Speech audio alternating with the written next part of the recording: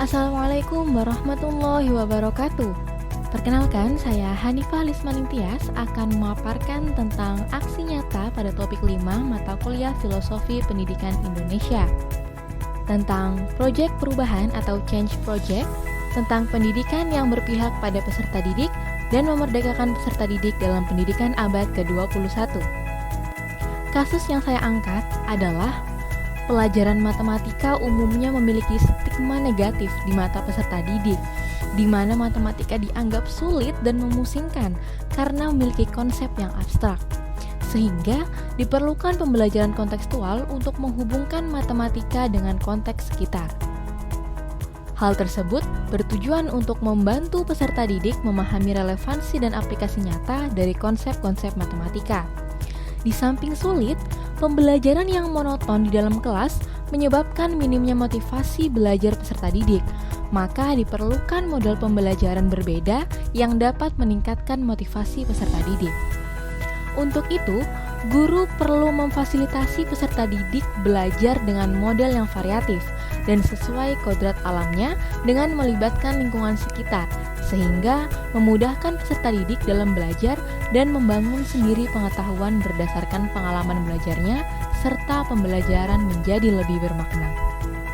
Adapun dasar kegiatan dari proyek ini, yang pertama adalah pemahaman untuk menuntun peserta didik belajar sesuai dengan kodrat alam dan kodrat zaman.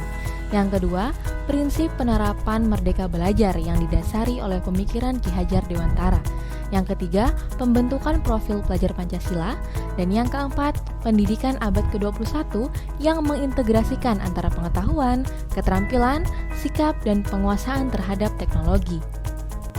Dan proyek perubahan yang saya lakukan adalah pembelajaran matematika pada materi penyajian data dalam matriks menggunakan model project-based learning dengan mengobservasi lingkungan sekitar untuk memudahkan pemahaman konsep peserta didik. Adapun alasan saya memilih proyek tersebut adalah yang pertama karena pembelajaran berfokus pada peserta didik. Yang kedua, implementasi merdeka belajar di mana guru memberi kesempatan dan kebebasan kepada peserta didik untuk mengeksplorasi lingkungan sekitar guna memperoleh pemahaman yang lebih bermakna.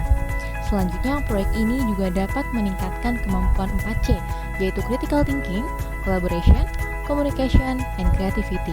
Dan yang terakhir, proyek ini dapat membentuk profil pelajar Pancasila.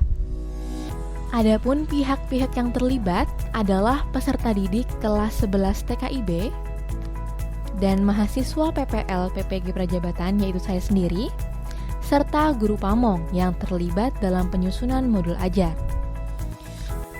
Adapun strategi pembelajaran yang saya lakukan terbagi menjadi 3 kegiatan. Yang pertama adalah kegiatan pendahuluan, terdiri dari guru membuka pelajaran dengan salam pembuka, menanyakan kabar, dan berdoa.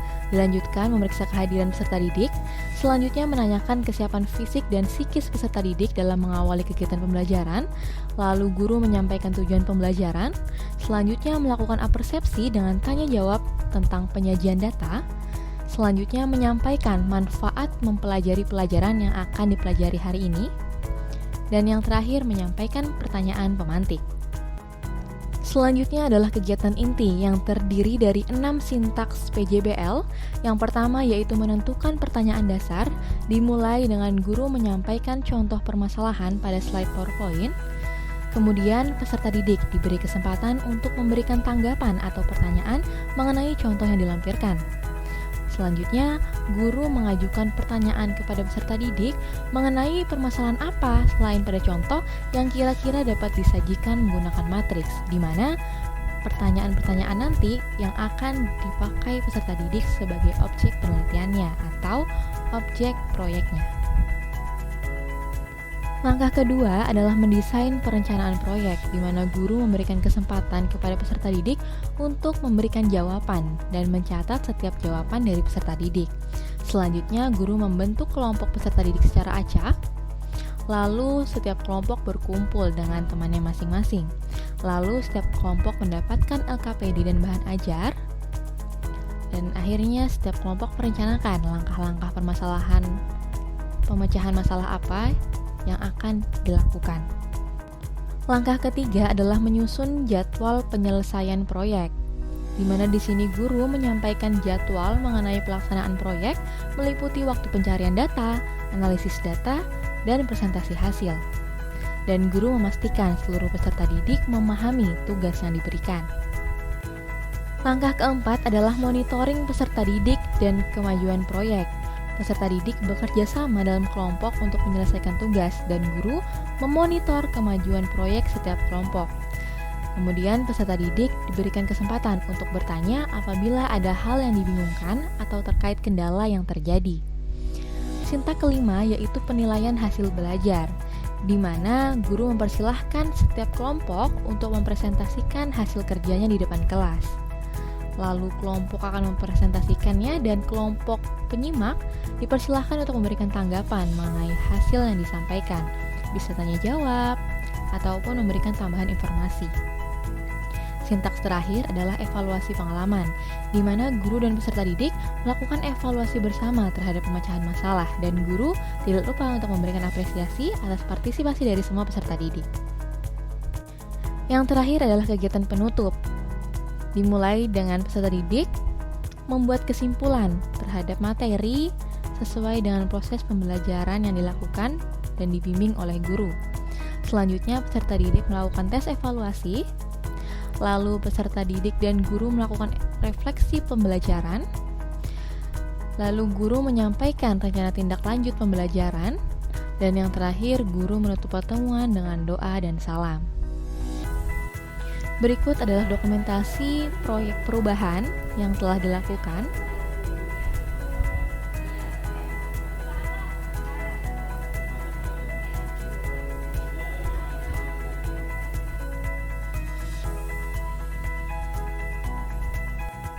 Dan berikut adalah hasil refleksi dari peserta didik yang menunjukkan terjadinya perubahan, di mana pada awal pembelajaran, peserta didik diminta untuk menuliskan perasaannya saat itu dan kebanyakan di antara mereka menuliskan sedang ngantuk, biasa saja, atau mager.